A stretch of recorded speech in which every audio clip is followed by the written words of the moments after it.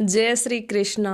फाल्गुन मास के कृष्ण पक्ष की एकादशी तिथि को विजया एकादशी मनाई जाती है। यह एकादशी इतनी पुण्य फलदायी मानी गई है कि इसका महत्व तथा कथा सुनने और पढ़ने मात्र से समस्त पापों का नाश हो जाता है। विजया एकादशी की कथा के अनुसार त्रेता युग में मर्यादा पुरुषोत्तम भगवान श्री रामचंद्र जी को जब 14 वर्षों का वनवास हो गया, तब वे श्री लक्ष्मण जी तथा माता सीता जी सहित पंचवटी में रहने लगे।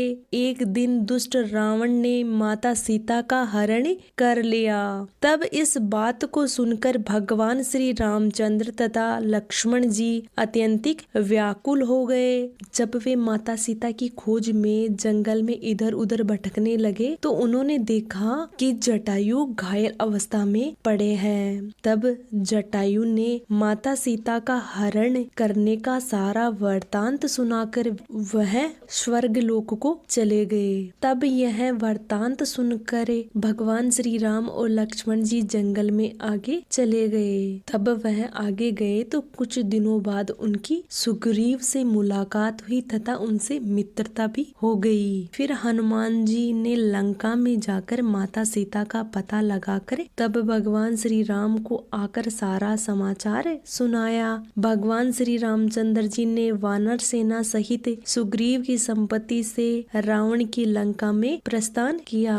भगवान श्री राम जब समुद्र पर पहुँचे तो उन्होंने देखा कि इतना विशाल समुद्र और मगरमच्छ तथा विषैले जानवर है, हम किस प्रकार इस समुद्र को पार कर पाएंगे। तब श्री लक्ष्मण जी बोले, हे पुराण पुरुषोत्तम, आप आदि पुरुष हो, आप सब जानते हो। यहाँ से आधा योजन दूरी पर कुमार द्वीप में वाक दालभ्य नामक मुनि रहते हैं। हम उनके पास चलकर इसका उपाय पूछते हैं। लक्ष्मण जी की इस प्रकार की बात सुनकर भगवान श्री राम वाकदलभ्य ऋषि के पास गए। तब उनको प्रणाम करके वहाँ बैठ गए। तब वागदालभ्य मुनि ने भगवान श्री राम को पूछा कि आपका आना कैसे हुआ। तब भगवान श्री रामचंद्र बोले कि हे ऋषि, मैं अपनी सेना सहित यहाँ आया हूँ। मैं रावण तथा उसकी सेना पर विजय प्राप्त करना चाहता हूँ। आप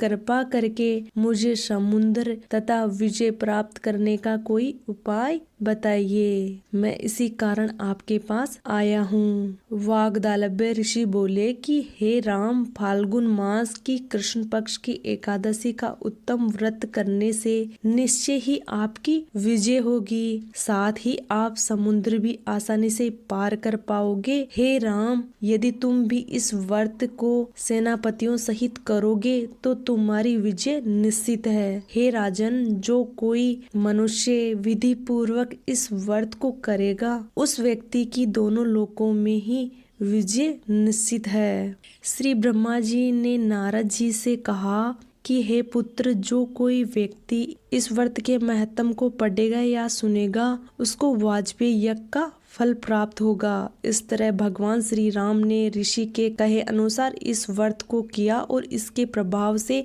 रावण पर विजय प्राप्त की।